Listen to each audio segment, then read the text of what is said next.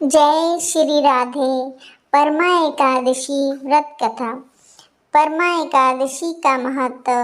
अर्जुन जी ने कहा, हे कमल नयन, आपने शुक्ल पक्ष की एकादशी का विस्तार पूर्वक वर्णन कर मुझे सुनाया, अतः अब आप कृपा करके मुझे अधिक मास के कृष्ण पक्ष की एकादशी का क्या नाम है, इसमें किस देवता का पूजन किया जाता है तथा इसके व्रत से किस फल की प्राप्ति होती है तथा उसकी विधि क्या है, इन सब के बारे में बताइए। श्री भगवान जी बोले, हे अर्जुन, अधिक मास के कृष्ण पक्ष में जो एकादशी आती है वह परमा एकादशी कहलाती है। वैसे तो प्रत्येक वर्ष 24 एकादशियां होती हैं। अधिक मास या मल मास को जोड़कर वर्ष में 26 एकादशियां होती हैं। अधिक मास में 2 एकादशियां होती हैं, जो पद्मनी एकादशी शुक्ल पक्ष और परमा एकादशी कृष्ण पक्ष के नाम से जानी जाती हैं। इस व्रत से सभी पाप नष्ट हो जाते हैं तथा मनुष्य को इस लोक में सुख तथा परलोक में सद्गति प्राप्त होती है। इसका व्रत विधि अनुसार करना चाहिए और भगवान विष्णु का धूप, दीप, नैवेद्य, पुष्प आदि से पूजन करना चाहिए।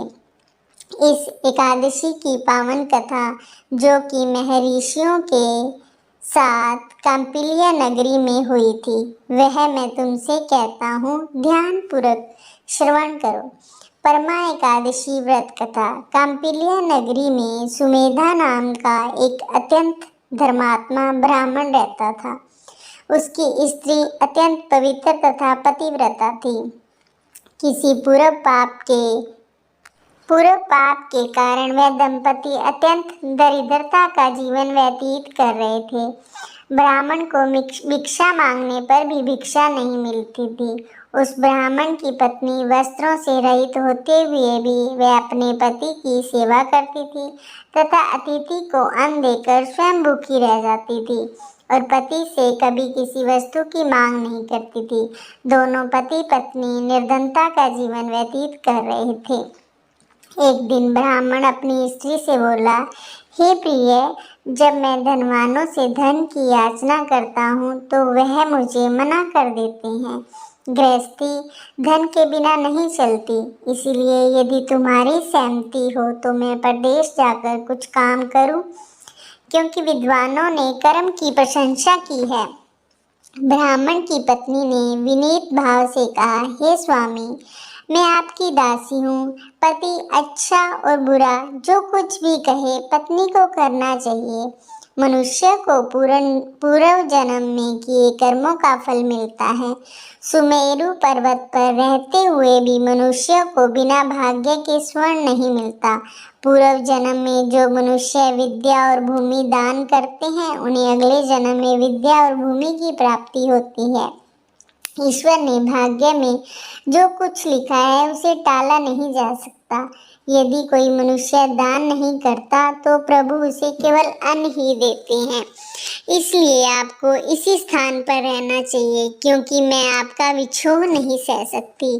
पति बिना स्त्री की माता, पिता, भाई, ससुर तथा संबंधी आदि सभी निंदा करते हैं। इसलिए हे स्वामी, कृपा कर आप कहीं न जाएं। जो भाग्य में होगा वह यहीं प्राप्त हो जाएगा।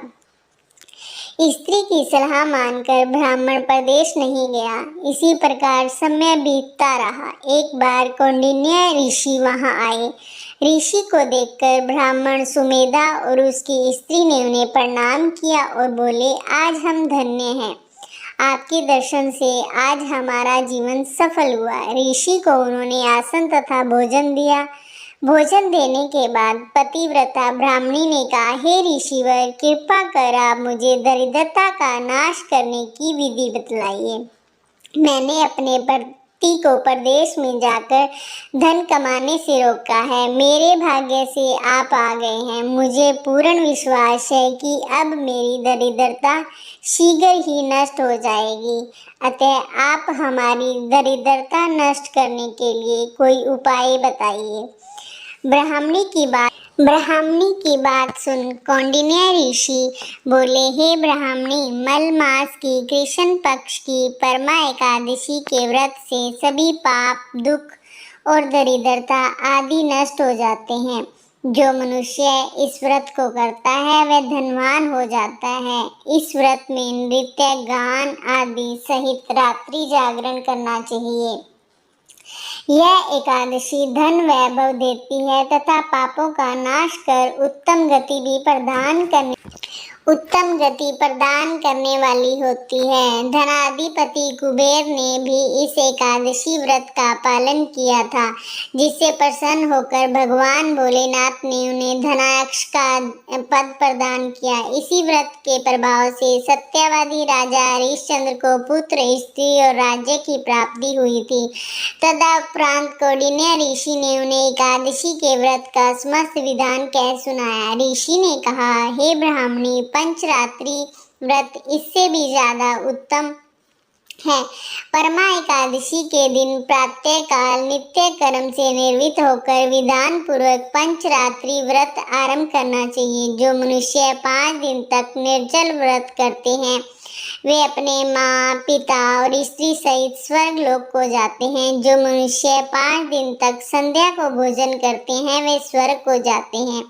जो मनुष्य स्नान करके 5 दिन तक ब्राह्मणों को भोजन कराते हैं वे समस्त संसार को भोजन कराने का फल पाते हैं। जो मनुष्य इस व्रत में अन्नदान करते हैं उन्हें तीनों लोकों का दान करने का फल मिलता है। जो मनुष्य उत्तम ब्राह्मण को तिल दान करते हैं वे तिल की संख्या के बराबर वर्षों तक विष्णु लोक में वास करते हैं। जो मनुष्य घी का पात्र दान करते हैं वह सूर्य लोक को जाते हैं। जो मनुष्य 5 दिन तक ब्रह्मचर्य पूर्वक रहते हैं वे देवांगनियों के साथ स्वर्ग को जाते हैं। ब्राह्मणी, तुम अपने पति के साथ इसी व्रत को धारण करो, इससे तुम्हें अवश्य ही सिद्धि और अंत में स्वर्ग की प्राप्ति होगी। कौंडिन्य ऋषि के वचन अनुसार ब्राह्मण और उसकी स्त्री ने परमा एकादशी का 5 दिन तक व्रत किया। व्रत पूर्ण होने पर ब्राह्मण की स्त्री ने एक राजकुमार को अपने यहाँ आते देखा। राजकुमार ने ब्राह्मण जी की प्रेरणा से एक उत्तम घर, जो कि सब वस्तुओं से परिपूर्ण था, उन्हें रहने के लिए दे दिया। तदुपरांत राजकुमार ने आजीविका के लिए एक गांव दिया।